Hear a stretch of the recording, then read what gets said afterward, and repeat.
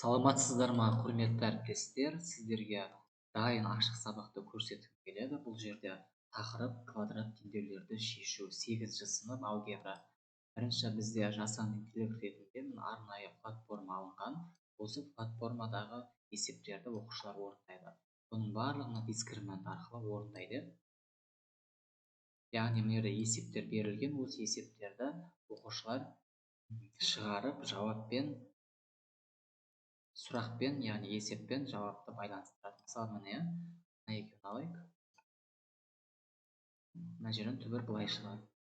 Енді мыналардың да түбірлерін табу керек, дискриминант арқылы табады. Әрине, біз бұл жерде дискриминант әлі виет теоремасын өткен жоқ оқушылар, неге осылай тез емес, енді әрине өзі алды есеп болса, осы есептерді оқушылар шығару керек. Сол кезде ғана мына жерде дұрыс немесе бұрыс екенін анықтауға болады, есептер. Қазір мен бүйтіп сіздерге қате жауаптарды да көрсетейін. Қате болса қалай жанады, қате емес болса қалай болады. Осылай оқушылар бір-бірімен сәйкестендіріп алғаннан кейін мына жерде басты шешімі шығады.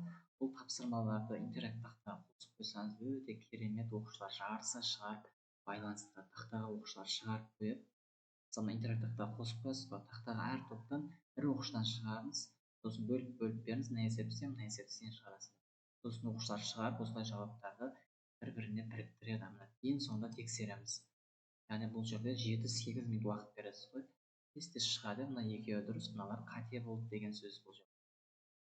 Енді келесі қымыжларды көрсетейін сіздерге. Әрине, қымыжы бізде 45 минутқа арналып құрылған, дискрипторы барлығы бар.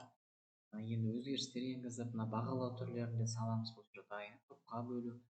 Бұл жақтарынан өзгерістер енгізсеңіздер болады, өздеріңіз басқаша бағалау түрін қолданамын десеңіздер. Енді мына жерде квадрат теңдеулерді шешу, оқу мақсаты 8-2-3 квадрат теңдеулерді шешу.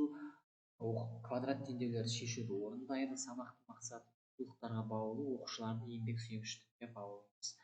Бұл жерде геометриялық фигуралар арқылы бөлінеді. Тапсырмасын тексересіз. Одан кейін қайталау, яғни гүл және көбелек әдісі арқылы тақырыптарды қайталауға тапсырмалар бересіз. Мына жерде тақтаға үлкен гүлді шығарып қойсаңыз өте керемет. А3 форматта шығарып алсаңыз болады. Мына гүлдерді осыған жабыстырасыз, яғни оқушыларға көбірек гүлдер шығарып берсеңіз болады. Осыны 2-3 топтан шығарсаңыз, әр есептен 8 есеп бар, оқушыларға жетеді. Бәрі алып орында отырып шығарып, біреулер тақтаға жазыңыз, өзіңіз шығармашылығыңызға қарап. Одан кейін мына топтық тапсырмаға 3 топқа бір есеппен бересіз. Әрине, бұл мәтін есеп, функционалдық сауаттылыққа берілген есеп сияқты. Байқасаңыздар, мәтінін қараңыздар. Мына жерде жауаптарын жазып қойғам, шешімдерін. Одан кейін жұптық тапсырмаға, жаңа Леоник апс бар ғой бізде платформада, соны орындаса болады, немесе жеке орындаса да болады. Ол жақтарын өзгерте бересіздер. Кейін семантикалық карта жеке, мына жерде картаны бересіз, шығарып, әр оқушыға 5 есептен осыны орындап сәйкестендіреді есеп. Жұптық тапсырмаларға да осылай жұмыс парағын беріп, оқушылар мына жерде есеп шығарып, мына жерде сұрақ тұр, мысалы, кіші түбірін жаз дейді жауапқа. Мына есеп шығарады, кіші түбірін мына жерге жазу керек. Сабақты бекітуге сәйкестендіру тесті бар. Осы кішкентай парақшаны оқушыларға беру арқылы сабақты бекітесіздер. Асық рефлексия әдісі. Енді бұның слайды бар, слайдында көрсетейін. Барлығы сіздерге түсінікті болу үшін барлығы көрсетіліп жатыр.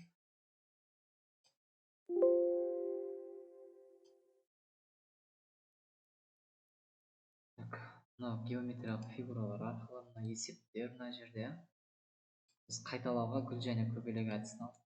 Топты жұмыс, Леоник апс, сәйкестендіру, мына жұптық тапсырма, сабақты бекіту, рефлексия барлығы бар. Енді жаңа жұмыс парағы бар ғой біздегі әріптестер, жұмыс парақтары. Гүл және көбелек деген басында қайталауға осыны шығарсаңыз өте керемет. Үлкен енді шығаруға болады А3 формат.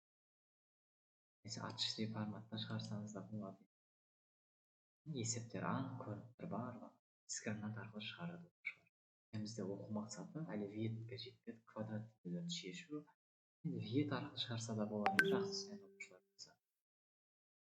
Одан кейін міне жаңа сәйкестендіру, бұл да жұмыс парағы бізде.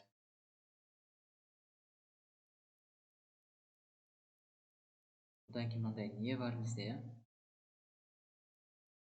Жұмыс парақтары. Барлығы сіздерге түсінікті болсын деп түсіндірдім. Ал енді мына қосымша берілген, яғни мына жерде қағазға шығарып қырып берсеңіз, мына формулаларды орын қою керек. Бұны енді бас жағында өзіңіз қолданып жүрсеңіз. Қымбатты әріптестер, осы бары. Енді егер ұнаса, WhatsApp-қа жазыңыздар, тиімді бағада сіздерге ұсынамын. Барлық дайын, ашық сабақ аласыз, өте бересіз. Сау саламатта болыңыздар.